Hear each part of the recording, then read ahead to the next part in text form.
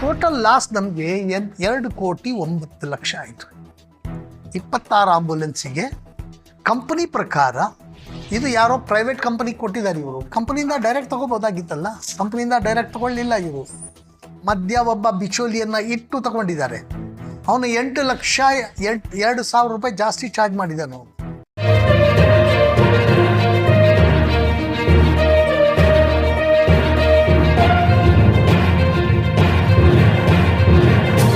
ಈಗ ನಾನು ಮಾನ್ಯ ಮುಖ್ಯಮಂತ್ರಿಯವರಿಗೆ 15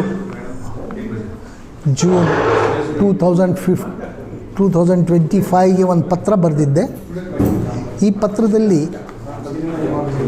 ಕರ್ನಾಟಕ ಬೋರ್ಡ್ ಆಫ್ ವಕ್ಫ್ ಅವರು ಒಂದು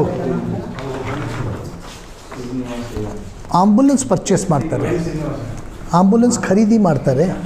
26 ಆಂಬುಲೆನ್ಸು ಯಾವಾಗ ಖರೀದಿ ಮಾಡ್ತಾರೆ? 26/8/24ಗೆ 26 ಆಂಬುಲೆನ್ಸ್ ಖರೀದಿ ಮಾಡ್ತಾರೆ. ಒಂದು ಆಂಬುಲೆನ್ಸು ನನ್ನ ಹತ್ರ ಇದಿದೆ, ಕೊಟೇಶನ್ ಇದೆ. ಒಂದು ಆಂಬುಲೆನ್ಸು ಇದು ಪ್ರೈಸ್ ಬಂದು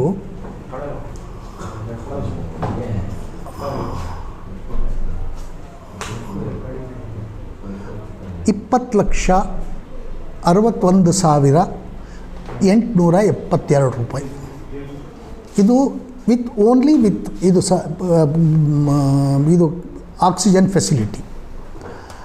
with all facilities including life saving support facility, it will cost me around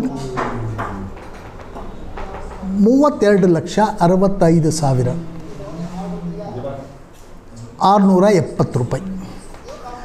ಇದಕ್ಕೆ ವಕ್ಫ್ ಬೋರ್ಡ್ನವರು ಕೊಟ್ಟಿದ್ದಾರೆ 38,06,731 ರೂಪಾಯಿ.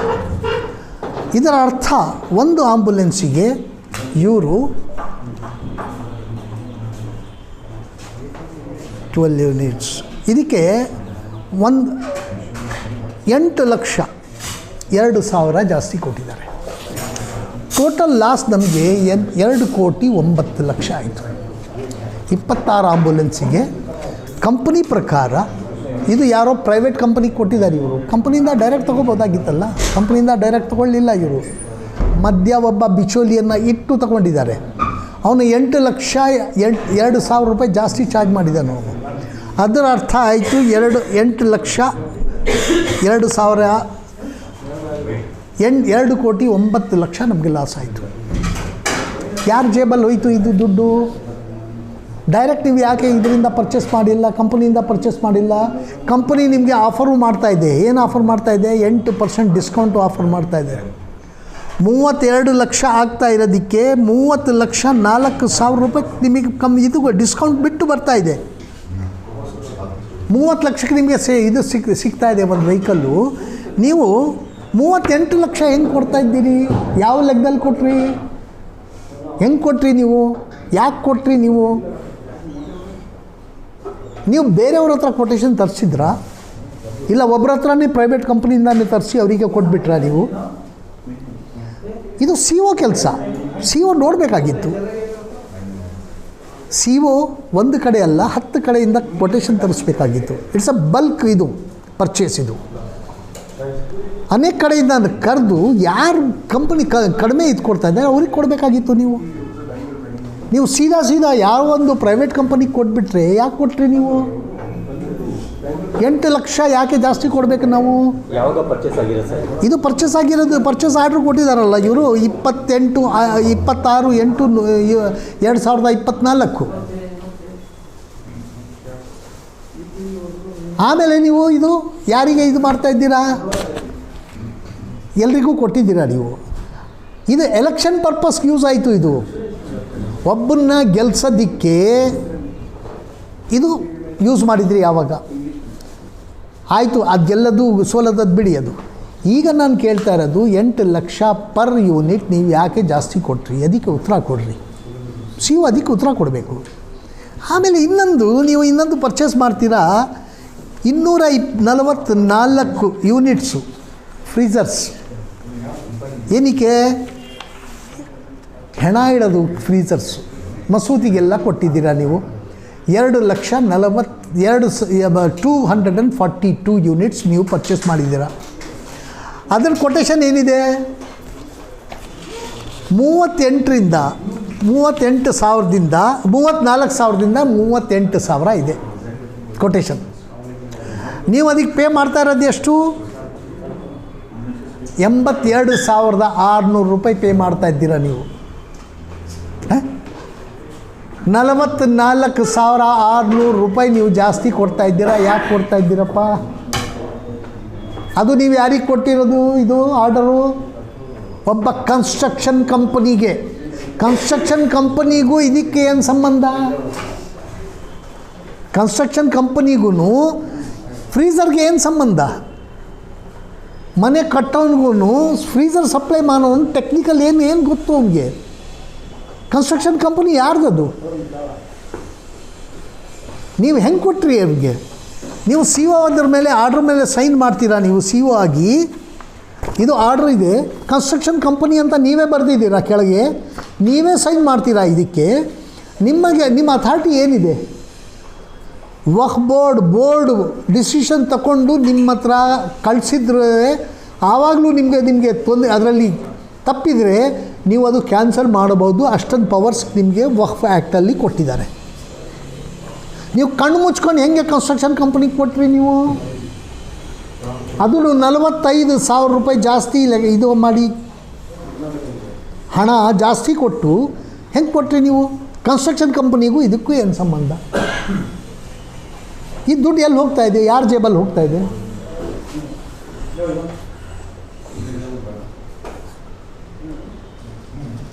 ವಕ್ಫ್ ಬೋರ್ಡ್ ಒಂದು ಒಳ್ಳೆ ಕೆಲಸ ಅಂತೂ ಮಾಡ್ತಾ ಇಲ್ಲ. ವಕ್ಫ್ ಬೋರ್ಡ್ ಏನು ಕೆಲಸ ಮಾಡಿದ್ರೂ ಅವ್ರ ಜೇಬಲ್ಲಿ ದುಡ್ಡು ಬರಬೇಕು, ಆವಾಗಲೇ ಮಾಡೋದದು. ಇದು ಸಿದ್ಧ ಆಗಿದೆ. ಇದರಿಂದ ಆಂಬುಲೆನ್ಸ್ ಪರ್ಚೇಸಲ್ಲಿನೂ ಆಮೇಲೆ ಇದು ಹೆಣ ಇಡೋ ಇದರಲ್ಲಿನೂ ಸಿದ್ಧ ಆಗಿಬಿಟ್ಟೈತೆ. ನಿಮಗೆ ದುಡ್ಡು ಬಂದರೆ ಮಾತ್ರ ವಕ್ಫ್ ಬೋರ್ಡ್ನವರಿಗೆ ದುಡ್ಡು ಬಂದರೆ ಮಾತ್ರ ಅವರು ಇದು ಮಾಡ್ತಾರೆ. ವಕ್ಫ್ ಬೋರ್ಡ್ ಅಂತ ಹೇಳಿದರೆ ನಾನು ಬೋರ್ಡಿಗೆಲ್ಲ ಹೇಳ್ತಾ ಇರೋದು ನಾನು. ಈ ಬೋರ್ಡಲ್ಲಿ ಈ ಡಿಸಿಷನ್ ತೊಗೊಂಡಾಗ ಇಬ್ಬರು ಮೆಂಬರ್ಸ್ ಇರಲಿಲ್ಲ. ನಾಸಿರ್ ಹುಸೇನ್ MP ಅವರು ಇರಲಿಲ್ಲ. ಆಮೇಲೆ ಇವರು ನಮ್ಮ ಮೈಸೂರು ಇವರು ತನ್ವೀರ್ ಸೇಠ್ ಅವರು ಇರಲಿಲ್ಲ. ಆವಾಗ ಈ ಡಿಸಿಷನ್ ತೊಗೊಂಡ್ಬಿಟ್ರಿ. ಇವರು ತೊಗೊಂಡ್ಬಿಟ್ಟು ಆರ್ಡ್ರೂ ಪಾಸ್ ಮಾಡಿಬಿಟ್ಟು ಆರ್ಡ್ರ್ ಇಶ್ಯೂನು ಮಾಡಿಬಿಟ್ರಿ ನೀವು. ಈ ಇದರಿಂದ 3 ಕೋಟಿ ಇದ್ದಾಯಿತು, ನಮಗೆ ಲಾಸ್ ಆಯಿತು ವಕ್ಫ್ ಬೋರ್ಡಿಗೆ. ಈ 3 ಕೋಟಿ ಯಾರ ಜೇಬಲ್ಲಿ ಹೋಯಿತು?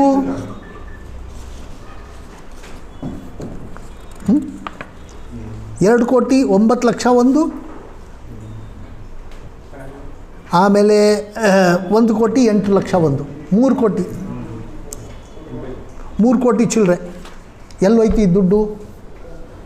ಇದರಿಂದ ಬೇರೆ ಬಡವರಿಗೆ ಸಹಾಯ ಮಾಡ್ಬೋದಾಗಿತ್ತಲ್ಲ ಇದ್ದಿದ್ದರೆ. ಇಲ್ಲಿ ಸ್ವಲ್ಪ ಮೆಂಬರ್ಸ್ ಜೇಬಲ್ಲಿ ದುಡ್ಡು ಹೋಯಿತು. ಇದು ಒಂದು ಕನ್ಸ್ಟ್ರಕ್ಷನ್ ಕಂಪನಿ. ಯಾರಿಗೆ ಇವರು X10 construction company, plot number 227B, first phase, Karnataka industrial area development board, Peenya, Bangalore. ಇದು ಯಾವುದೋ ಒಂದು ಇದ್ರದ್ದು ಕಂಪನಿ, ಕೇರಳ ಬೇಸ್ ಕಂಪನಿ ಇದು. ನಮ್ಮಲ್ಲಿ ಒಬ್ಬ ಮೆಂಬರು ಇದ್ದರು, ಆವಾಗ ಕೇರಳ ಬೇಸ್ ಮೆಂಬರು ಇದ್ದರು. ಅದು ಯಾರಂತ ನಿಮಗೆ ಚೆನ್ನಾಗಿ ಗೊತ್ತು. ಈ ತನಿಖೆಗೆ ಯಾಕೆ ನೀವು ಇಲ್ಲಿ ನಿಲ್ಲಿಸ್ತಾ ಇದ್ದೀರಾ? ಮುಖ್ಯಮಂತ್ರಿಯವರು ತನಿಖೆ ಮಾಡಬೇಕು ಅಂತ ಹೇಳಿಬಿಟ್ಟು ಆದೇಶ ಮಾಡಿದರು. ಒಬ್ಬ ಸೀನಿಯರ್ IAS ಆಫೀಸರ್ ಕೈ ಕೊಟ್ಟರು. ಇದು ಆದೇಶ ಮಾಡಿ ಸೀನಿಯರ್ IAS ಆಫೀಸರ್ ಕೊಟ್ಟರು. ಇದು ನೀವು ಆದೇಶ ಮಾಡಿ ಕೊಟ್ಟರು. ಅದಕ್ಕೆ ನಿಲ್ಲಿಸ್ತಾ ಇದ್ದಾರೆ. ಯಾಕೆ ನಿಲ್ಲಿಸ್ತಾ ಇದ್ದಾರೆ? ಬಯಲಿಗೆ ಬರಲೇಬೇಕಲ್ಲ. ಇದು ಕರಪ್ಷನ್ ಇಲ್ಲಿ ಬಂದಿದೆಯಲ್ಲ. ನೀವು ನಿಮ್ಮ ಪೆನ್ನಿಂದ ಬರೆದಿದ್ದೀರ ನಾವು ಕರಪ್ಷನ್ ತಗೊಂಡಿದ್ದೀವಿ ಅಂತ ಹೇಳ್ಬಿಟ್ಟು. ಈ ಕರಪ್ಷನ್ ಯಾರ ಜೇಬಲ್ಲಿದೆ, ಜೇಬಲ್ಲಿ ಹೋಗಿದೆ ಅದು ಗೊತ್ತಾಗಬೇಕಲ್ಲ ನಮಗೆ, ಪಬ್ಲಿಕ್ಕಿಗೆ ಗೊತ್ತಾಗಬೇಕು. ಇಲ್ಲಿ ಒಂದೊಂದಾಗಿ ಈಗ ಬರ್ತಾ ಇದೆ, ಮುಂದೆ ಇನ್ನೂ ಬರುತ್ತೆ. ಸರ್, ಕೊನೆಯದಾಗಿ ಈ ವಿಡಿಯೋ ಮುಖಾಂತರ ನೀವೇನು ಸಂದೇಶ ಕೊಡೋಕ್ಕೆ ಇಷ್ಟಪಡ್ತೀರಾ? ನನಗೆ ಇದರಲ್ಲಿ ಇದಾಗಬೇಕು, ಎನ್ಕ್ವೈರಿ ಆಗಲೇಬೇಕು. ಎನ್ಕ್ವೈರಿಯಲ್ಲಿ ಯಾರು ಇನ್ವಾಲ್ವ್ ಆಗಿದ್ದಾರೆ ಅವ್ರಿಗೆ ಶಿಕ್ಷೆ ಆಗಲೇಬೇಕಿದೆ. ಆಫೀಸರ್ಸ್ ಆಗಲಿ, ಮೆಂಬರ್ಸ್ ಆಗಲಿ, ಚೇರ್ಮನ್ ಆಗಲಿ, ಅವನು ಯಾವನ ಇರಲಿ, ಅವನ ಮೇಲೆ ಶಿಕ್ಷೆ ಆಗಲೇಬೇಕು. ಅಲಿಬಾಬಾ ಅವ್ರ ಕಾಲಲ್ಲೇ ಆಗಿಲ್ಲ ಪಾಪ. ಈಗ ಬಂದಿದ್ದಾರೆ, ಅವ್ರಿಗೆ ಒಂದು ಮೀಟಿಂಗ್ ಮಾಡೋಕ್ಕೂ ಕೊಟ್ಟಿಲ್ಲ. ಆ ಮೀಟಿಂಗ್ ಮಾಡೋಕ್ಕೆ ಕೊಟ್ಟಿಲ್ಲ, ಒಂದು ಮೀಟಿಂಗ್ ಆಗಿದೆ ಅಷ್ಟೇ. ಆ ಅಲಿಬಾಬಾನ ತೆಗೆದು ಅದೇ ಅನ್ವರ್ ಭಾಷಾನ ತರಬೇಕು ಅಂತ ಹೇಳಿಬಿಟ್ಟು ಈ ಪ್ರಕರಣದಲ್ಲಿ ಯಾರು ಅನ್ವರ್ ಭಾಷಾ ಇದ್ದಾರೆ ಅವ್ರಿಗೇನೆ ತರಬೇಕು ಅಂತ ಪ್ರಯತ್ನ ನಡೆದಿದೆ. ಡೆಮೋಕ್ರೆಟಿಕಲಿ ಎಲೆಕ್ಟೆಡ್ ಪರ್ಸನ್ನ ರಿಮೂವ್ ಮಾಡಿಬಿಟ್ಟು ಇದೇ ಅನ್ವರ್ ಭಾಷಾನ ತರಬೇಕು ಅಂತ ಹೇಳಿಬಿಟ್ಟು ಈಗ ಆಗಲೇ ನಡೆದಿದೆ. ಅದು ನೋಡೋಣ ಅದು ಏನಾಗುತ್ತೆ ಅಂತ ಹೇಳಿಬಿಟ್ಟು ಆವಾಗ ತಗ್ಗ ಅವ್ರಿಗೆ ಈ ಅನ್ವರ್ ಭಾಷಾಕ್ಕೆ ಯಾವ ಕಾರಣಕ್ಕೂ ಆಗಕ್ಕೆ ಕೊಡೋದಿಲ್ಲ. ಅವರು ಯಾವಾಗ ತಗ್ಗ ನಮಗೆ ನಮ್ಮ ಜಮೀನು ಅಕ್ವೈರ್ ಮಾಡ್ಕೊಂಡು ಕುಂತಾರೆ ಅಲ್ಲಿ ಬೆಂಗಳೂರು ಇದರಲ್ಲಿ ಚಿತ್ರದುರ್ಗದಲ್ಲಿ, ಅದು ವಾಪಸ್ ನಮ್ಮ ಕೈಗೆ ಬರೋ ತನಕ ಅವನಿಗೆ ಅನ್ವರ್ ಭಾಷಾನ ಆಗಕ್ಕೆ ಕೊಡೋದೇ ಇಲ್ಲ. ಅದು ಹೆಂಗಾಗುತ್ತೆ ಅದು ನೋಡೋಣ. ಅದು ಯಾರ್ಯಾರು ಹೆಂಗೆ ಮಾಡ್ತಾರೆ ಅದು ನೋಡೋಣ. ಹೈಕಮಾಂಡ್ ನೋಟಿಸಲ್ಲಿ ಇದೆ, ಇದು ಆಗಲೇ ತೊಗೊಂಡು ಹೋಗಿದ್ದೀವಿ, ನಾನೇ ಮಾಡಿದ್ದೀನಿ.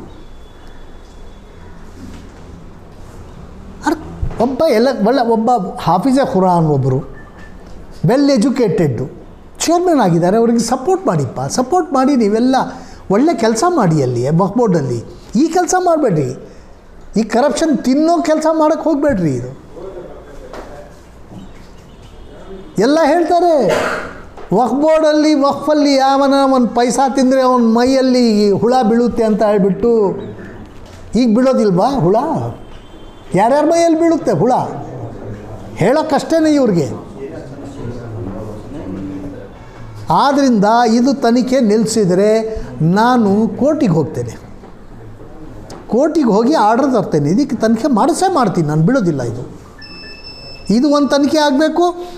ನಮ್ಮದು ಇದ್ರದ್ದು ಅಗಸ ಗ್ರಾಮ ಲ್ಯಾಂಡ್ದು, ಅದು ಚಿತ್ರದುರ್ಗದ ಲ್ಯಾಂಡ್ದು, ಅದು ನಮ್ಮದು 6 ಎಕರೆ ಜಮೀನು ನಾವು ಸಿಗೋ ತಗ್ಗ ನಾನು ಅದಕ್ಕೆ ಬಿಡೋದಿಲ್ಲ. ಅಲ್ಲೂ ತನಿಖೆ ಆಗಲೇಬೇಕು. ಅದಕ್ಕೂ ನಾನು ತನಿಖೆ ಇದಕ್ಕೆ ಕೋರ್ಟಿಗೆ ಹೋಗೋಕ್ಕೆ ಎಲ್ಲ ಡಾಕ್ಯುಮೆಂಟ್ಸ್ ಎಲ್ಲ ರೆಡಿ ಮಾಡ್ಕೊಂಡಿದ್ದೀನಿ. ಈ ವಾರದಲ್ಲಿ ಇಲ್ಲ ನೆಕ್ಸ್ಟ್ ವೀಕಲ್ಲಿ ಅದು ಕೋರ್ಟಿಗೆ ನಾನು ಸಬ್ಮಿಟ್ ಮಾಡಿ ಅಲ್ಲಿಂದ ಆರ್ಡರ್ ತೊಗೊಂಡ್ಬರ್ತೀನಿ. ಅದಾಗಲಿ ನೋಡೋಣ. ಅವ್ರು ಯಾರು ತಡೀತಾರೆ, ಯಾರು ಗುಂಡಾಗರ್ದಿ ಮಾಡ್ತಾರೆ, ಯಾರ್ಯಾರು ಗುಂಡಾಯಿಸಮ್ ನಡೆಸ್ತಾರೆ ಎಲ್ಲ ನೋಡ್ತೀನಿ. ಆದ್ರೂ ಈ ಕೆಲಸ ಮಾಡೋ ತನಕ ನಾನು ಬಿಡೋದಿಲ್ಲ. ಮುಖ್ಯವಾದ ಏನಂತ ಹೇಳಿದರೆ ನಮ್ಮ MLAs, ಕಾಂಗ್ರೆಸ್ MLAs, ನನಗೆ ಗೊತ್ತಾಗ್ತಾ ಇಲ್ಲದ ಕಾಂಗ್ರೆಸ್ ಗೌರ್ಮೆಂಟು ಇದು ಏನು BJP ಗೌರ್ಮೆಂಟು. ಕಾಂಗ್ರೆಸ್ ಗೌರ್ಮೆಂಟ್ ಇದ್ದು ನಮ್ಮ MLAs BJP MLAs ಥರ ನಮ್ಮ ಮುಸ್ಲಿಂ ಜೊತೆಯಲ್ಲಿ ವ್ಯವಹಾರ ಮಾಡ್ತಾಯಿದ್ದಾರೆ. ಈಗ ನೆಲಮಂಗಲದ ಸ್ಕೂಲಲ್ಲಿ ಒಂದು ಗೌರ್ಮೆಂಟ್ ಸ್ಕೂಲು 1938ರಲ್ಲಿ ಅದು ಸ್ಥಾಪನೆ ಆಗಿತ್ತು. ಆ ಸ್ಕೂಲು ಭಾಳ ಇದಾಗಿತ್ತು. ಆ ಬಿಲ್ಡಿಂಗ್ ಭಾಳ ಇದರಲ್ಲಿತ್ತು. ಆ ಕಂಡೀಷನ್ ಚೆನ್ನಾಗಿರಲಿಲ್ಲ. ಮಕ್ಕಳು ಓದೋದು, ಸಣ್ಣ ಮಕ್ಕಳು ಓದೋದು ಅಂತ ಹೇಳ್ಬಿಟ್ಟು ಆ ಊರು ಜನ ಸೇರಿಕೊಂಡು ಅದು ಪರ್ಮಿಷನ್ ತಗೊಂಡು ಆ ಹಳೆ ಬಿಲ್ಡಿಂಗ್ ಡೆಮಾಲಿಷ್ ಮಾಡಿ ಹೊಸ ಬಿಲ್ಡಿಂಗ್ ಕಟ್ಟಬೇಕು ಅಂತ ಹೊರಟಾಗ ಅವರು ಹೋಗಿ ಇದಕ್ಕೆ ಪರ್ಮಿಷನ್ ಕೇಳಿದಾಗ ಈ ಲೋಕಲ್ MLA ಶ್ರೀನಿವಾಸ್ ಅಂತ ಅವ್ರು ಬಿಟ್ಟು ಲೋಕಲ್ MLA ಅವರು ಪರ್ಮಿಷನ್ ಕೊಡೋಕ್ಕೆ ಕೊಟ್ಟಿಲ್ಲ. ಆಮೇಲೆ ಏನು ಮಾಡಿಬಿಟ್ರು, 40 ಅಡಿ ಜಾಗ ಒಂದು ತಗೊಂಡು ಮಧ್ಯ 40 ಅಡಿ ರೋಡ್ ಮಾಡಿಬಿಟ್ರು. ಈಗ ಅದಕ್ಕೆ ನನಗೆ ಗೊತ್ತಾಯಿತು, ಜಮೀರ್ ಅಹಮದ್ ಖಾನ್ ಸಾಹೇಬರು ಮಾತಾಡಿದ್ರಂತೆ ಇವ್ರಿಗೆ, MLA ಅವ್ರಿಗೆ. ಆಮೇಲೆ ನಮ್ಮ ರಿಜ್ವಾನ್ ಅರ್ಷದ್ ಮಾತಾಡಿದ್ರಂತೆ. ಆಮೇಲೆ ನಮ್ಮ ರಹೀಮ್ ಖಾನ್ ಅವರು ಮಾತಾಡಿದ್ರಂತೆ. ಆಮೇಲೆ ನಮ್ಮ ನಸೀರ್ ಅಹಮದ್ ಸಾಬು ಮಾತಾಡಿದ್ರಂತೆ, CM ಪೊಲಿಟಿಕಲ್ ಸೆಕ್ರೆಟ್ರಿ. ಇವ್ರು ಯಾರು ಮಾತಾಡಿದ್ರು ಅವ್ರು ಕೇರ್ ಮಾಡಿಲ್ವಂತೆ ಆ MLA. ಅವ್ರ ಕೆಲಸ ಇವತ್ತು ನಡೆಸ್ತಾ ಇದ್ದಾರೆ ಅವರು. ಅದು ನಮ್ಮ ಸ್ಕೂಲ್ ಇದ್ದೂ ನೀವು ಯಾಕೆ ಮುಸ್ಲಿಂ ಮೇಲೆ ಯಾಕೆ ಇಷ್ಟೊಂದು? ಆ ಜನ ಹೇಳ್ತಾರೆ ಅಲ್ಲಿ ಲಾಸ್ಟ್ ಟೈಮು BJP MLA ಇದ್ದರು ಸರ್ ಇಲ್ಲಿ. ಅವರು ಇದರಲ್ಲಿ ನಾವು 3 ಮಸ್ಜಿದಿ ಮಾಡಿದ್ವಿ, ಅಲ್ಲಿ 3 ಮಸೂತಿ ಕಟ್ಸಿದ್ದೀವಿ ನಾವು. ಅವರೇ ಇನಾಗ್ರೇಷನಿಗೆ ಬಂದು ಇನಾಗ್ರೇಟ್ ಮಾಡಿದರು. ನಮ್ಮ ವಾರ್ಡ್ ಡೆವಲಪ್ಮೆಂಟಿಗೆ ಫಂಡ್ ಎಲ್ಲ ಕೊಟ್ಟರು ಸರ್ ನಮ್ಮ ಮುಸ್ಲಿಂ ಇದಕ್ಕೆ. ಅವರು ನಮಗೆ ಭೇದ ಭಾವ ಇಟ್ಟಿಲ್ಲ. ನಮ್ಮ ಕಾಂಗ್ರೆಸ್ಸು ನಾವು ಓಟ್ ಕೊಟ್ಟು ಇವ್ರು ಗೆಲ್ಲಿಸಿದ್ದಕ್ಕೆ ನಮಗೆ ಈ ಥರ ಮಾತಾಡ್ತಾರೆ, ನಾವು ಹೋದರೆ ನಮಗೆ ಮಾತಾಡೋದು ಇಲ್ಲ ಸರಿಯಾಗಿ ಅಂತ ಹೇಳ್ಬಿಟ್ಟು ಅವ್ರು ಕಂಪ್ಲೇಂಟ್ ಮಾಡ್ತಾರೆ ಲೋಕಲ್ ಜನ. ನೆಕ್ಸ್ಟ್ ಟೈಮ್ ಅದೇ BJP MLA ಯಾರಿದ್ದರು ಲಾಸ್ಟ್ ಟೈಮು ಅವ್ರು ಕಂಟೆಸ್ಟ್ ಮಾಡಿದರೆ ನಾವೆಲ್ಲ ಅವ್ರಿಗೇನೆ ಓಟ್ ಕೊಡೋದು ಸರ್, ಕಾಂಗ್ರೆಸ್ಗೆ ಓಟ್ ಕೊಡೋದಿಲ್ಲ ಅಂತಾರೆ. ಈಗ ಕಾಂಗ್ರೆಸ್ ಸರಿಪಡಿಸ್ಕೊಳ್ಳಿಲ್ಲ ಅಂತ ಹೇಳಿದರೆ ಮುಸ್ಲಿಂ ಓಟು ಕಾಂಗ್ರೆಸ್ ಕೈಯಿಂದ ಹೋಗುತ್ತೆ. ಸುರ್ಜೇವಾಲಾ ಅವರು ಕರ್ನಾಟಕದಲ್ಲಿದ್ದಾರೆ. ಇದು ತಕ್ಷಣ ನೋಟಿಸಿಗೆ ತಗೊಂಡು ಆ MLAsನ ಕರೆದುಬಿಟ್ಟು ಇಲ್ಲ ಒಂದು ಜನರಲ್ ಇದು ಗೈಡ್ಲೈನ್ಸ್ ಇಶ್ಯೂ ಮಾಡಿ MLAs ಮುಸ್ಲಿಂ ಕಾಲೋನೀಸಲ್ಲಿ ಕೆಲಸ ಮಾಡಬೇಕು. ಅವರು ಮುಸ್ಲಿಂ ಕಾಲೋನೀಸ್ ಡೆವಲಪ್ಮೆಂಟ್ ಮಾಡಬೇಕು, ಮುಸ್ಲಿಮ್ಸ್ ಇದರಲ್ಲಿ ಏನೇನು ಕೆಲಸ ಅವ್ರ ಕಷ್ಟ ಇದೆ, ಕಷ್ಟ ಸುಖ ನೋಡಬೇಕು ಅಂತ ಹೇಳಿಬಿಟ್ಟು ಒಂದು ಗೈಡ್ಲೈನ್ಸ್ ಇಶ್ಯೂ ಮಾಡಬೇಕು ಅಂತ ಹೇಳಿಬಿಟ್ಟು ನಾನು ಇವರಿಗೆ ನಮ್ಮ ಕಾಂಗ್ರೆಸ್ ಜನರಲ್ ಸೆಕ್ರೆಟರಿ ಅವರಿಗೆ ಸುರ್ಜೇವಾಲಾ ಅವ್ರಿಗೆ ನಾನು ಕೇಳ್ಕೊಡ್ತೀನಿ. ಇನ್ನೊಂದು ಮೊನ್ನೆ ಒಂದು MLAs ಇವರು ಬಂಡಿ ಸಿದ್ದೇಗೌಡರು, ರಮೇಶ್ ಬಂಡಿ ಸಿದ್ದೇಗೌಡರು ಒಂದು ಸ್ಟೇಟ್ಮೆಂಟ್ ಕೊಟ್ಟರು. ಮುಸ್ಲಿಮ್ಸು ಸ್ವಲ್ಪ ಜಾಗದಲ್ಲಿ ಕಲ್ಟಿವೇಷನ್ ಮಾಡ್ತಾಯಿದ್ದಾರೆ, ದರ್ಖಾಸ್ ಲ್ಯಾಂಡ್ ಅಂತಾರೆ ಅದಕ್ಕೆ. ಯಾರು ಕಲ್ಟಿವೇಟ್ ಮಾಡ್ತಾ ಇದ್ದಾರೆ ಅವ್ರಿಗೆ ಕೊಡಬೇಕು ಅಂತ ಹೇಳಿಬಿಟ್ಟು ಇದೆ. ಅಲ್ಲಿ ಹೋಗಿ ನಮ್ಮ ಸ್ವಲ್ಪ ಮುಸ್ಲಿಂ ಜನಾಂಗದವರು ಹೋಗಿಬಿಟ್ಟು MLA ಅವ್ರನ್ನ ರಿಕ್ವೆಸ್ಟ್ ಮಾಡ್ಕೊಂಡಿದ್ದಾರೆ, ಸರ್ ನಾವು ಕಲ್ಟಿವೇಷನ್ನಲ್ಲಿದ್ದೀವಿ, ನಾವು 20-30 ವರ್ಷದಿಂದ ಕಲ್ಟಿವೇಟ್ ಮಾಡ್ಕೊಂಡಿದ್ದೀವಿ, ಈ ಜಮೀನು ನಮಗೆ ಮಾಡಿಕೊಡಿ ಅಂತ. ಬೇರೆಯವ್ರಿಗೆಲ್ಲ ಮಾಡಿಕೊಡ್ತಾ ಇದ್ದಾರೆ, ನಮಗೂ ಮಾಡಿಕೊಡಿ ಬೇರೆಯವ್ರ ಥರ, ನಾನು ನೋಡ್ತೀನಿ, ನೀವು ಅಪ್ಲಿಕೇಶನ್ ಬಿಟ್ಟು ಹೋಗಿ ಅಂತ ಹೇಳಿಬಿಟ್ಟು. ಆಮೇಲೆ ಇವರು ಒಂದು ಸ್ಟೇಟ್ಮೆಂಟ್ ಕೊಡ್ತಾರೆ, ಒಂದು ಪಬ್ಲಿಕ್ ಫಂಕ್ಷನ್ನಲ್ಲಿ ಹೇಳ್ತಾರೆ, ಯಾರನ್ನು ಮುಸ್ಲಿಮ್ಸ್ಗೆ ಜಮೀನು ಕೊಟ್ಟರೆ ಆಫೀಸರ್ಸು ನಿಮಗೆ ನೇಣು ಹಾಕಿಬಿಡ್ತೀನಿ ಅಂತಾರೆ. ಇದು ಸರಿನಾ? ಮುಸ್ಲಿಮ್ ಇದು ಕೇಳೋದಕ್ಕೆ ನಾವು ವೋಟ್ ಕೊಟ್ಟಿದ್ದು ನಿಮಗೆ ಕಾಂಗ್ರೆಸ್ನವ್ರಿಗೆ? ಇಂಥ ಎಷ್ಟು ಜನ MLAs ನಮ್ಮ ಮುಸ್ಲಿಮ್ಸ್ಗೆ ಅವಮಾನ ಮಾಡ್ತಾ ಇದ್ದಾರೆ, ಎಷ್ಟು ಜನ. ಇದು BJP ಸರ್ಕಾರನ ಕಾಂಗ್ರೆಸ್ ಸರ್ಕಾರನ? ಇದು ಅವರು BJP MLAನ ಕಾಂಗ್ರೆಸ್ MLAನ? ನಾವು ವೋಟ್ ಯಾಕೆ ಕೊಟ್ಟಿದ್ದು? ಕಾಂಗ್ರೆಸ್ ಬಂದರೆ ನಮಗೆ ಅನುಕೂಲ ಆಗುತ್ತೆ, ನಮ್ಮ ಕೆಲಸಗಳು ಆಗ್ತಾರೆ, ನಮ್ಮ ಮಾತು ಕೇಳ್ತಾರೆ ಅಂತ ನಾವು ವೋಟ್ ಕೊಟ್ಟಿದ್ದಾನೆ. ಇವತ್ತೇನಾಗಿದೆ? BJP ಥರ ಬಿಹೇವ್ ಮಾಡ್ತಾ ಇದ್ದಾರೆ ನಿಮ್ಮ MLAಸು. ಈಗ ನಿಮ್ಮ MLAಸ್ನ ಕಂಟ್ರೋಲ್ ಮಾಡಿಲ್ಲ ಸುರ್ಜೇವಾಲಾಜಿ, ಮುಂದೆ ಭಾಳ ಕಷ್ಟ ಆಗುತ್ತೆ ನಿಮಗೆ, ನಾವು ಹೇಳ್ತಾ ಇದ್ದೀವಿ ನೋಡಿ. ನಮಗೆ ವೋಟ್ ಕೊಡೋದು ಗೊತ್ತಿದೆ, ಮನೇಲಿ ಕೂತ್ಕೊಳ್ಳೋದು ಗೊತ್ತಿದೆ. ಮೊದಲೆಲ್ಲ ಮನೆಯಲ್ಲಿ ಕೂತ್ಕೊಂಡ್ಬಿಡ್ತಿದ್ವಿ, ನಾವು ವೋಟ್ ಮಾಡ್ತಾ ಇರಲಿಲ್ಲ. ಅದೇ ಕೆಲಸ ಮಾಡ್ತೀವಿ ಮುಂದೆನೂ. ಅದಕ್ಕೆ ಅವಕಾಶ ಮಾಡಿಕೊಡಬೇಡಿ, ಅದಕ್ಕೆ ಅವಕಾಶ ಕೊಡಬೇಡಿ. ದಯವಿಟ್ಟು ನಿಮ್ಮ MLAಸ್ನ ಒಂದು ಜನರಲ್ ಇನ್ಸ್ಟ್ರಕ್ಷನ್ ಇಶ್ಯೂ ಮಾಡಿ, ಎಲ್ಲಿ ಮುಸ್ಲಿಮ್ಸ್ ಕಾಲೋನಿ ಇದ್ದಾವೆ, ಬ್ಯಾಕ್ವರ್ಡ್ ಕಾಲೋನೀಸ್, ಅದು ಮುಸ್ಲಿಂ ಕಾಲೋನೀಸು, ಅದೆಲ್ಲ ಡೆವಲಪ್ ಮಾಡಬೇಕು ಅಂತ ನಿಮ್ಮ MLAಸ್ ಹೇಳಿ. ಎಲ್ಲಿ ಮುಸ್ಲಿಮ್ಸ್ ಕೆಲಸಕ್ಕೆ MLA ಹತ್ರ ಹೋಗ್ತಾರೆ, ಸರಿಯಾಗಿ ಅವ್ರಿಗೆ ಬಿಹೇವ್ ಮಾಡಿ ರೆಸ್ಪೆಕ್ಟ್ ಕೊಡಿ ಅಂತ ಹೇಳಿ ಅವ್ರಿಗೆ. ಆಮೇಲೆ ಎಲ್ಲಿ ಮುಸ್ಲಿಮ್ಸ್ ಪ್ರಾಬ್ಲಮ್ಸ್ ತಗೊಂಡು ಹೋಗ್ತಾರೆ, ಅವ್ರದ್ದು ಪ್ರಾಬ್ಲಮ್ ಸಾಲ್ವ್ ಮಾಡಿ ಅಂತ ಹೇಳಿಬಿಟ್ಟು ಅವ್ರಿಗೆ ಹೇಳಿ. ಇಲ್ಲ, ಭಾಳ ಕಷ್ಟ ಆಗುತ್ತೆ, ನಾಳೆ ಕಾಂಗ್ರೆಸ್ ಪಕ್ಷಕ್ಕೆ ಮುಂದೆ ಕಷ್ಟ ಬರೋ ಚಾನ್ಸಸ್ ಇದೆ. ದಯವಿಟ್ಟು ಇದು ಗಮನ ಕೊಟ್ಟು ಇದು ನಿಮ್ಮ MLAಸ್ನ ಅಡ್ವೈಸ್ ಮಾಡಿ ಅವ್ರ ಮುಸ್ಲಿಮ್ ಜೊತೆಯಲ್ಲಿ ಸರಿಯಾಗಿ ನಡ್ಕೋಬೇಕು ಅಂತ ಹೇಳಿಬಿಟ್ಟು. Thank you.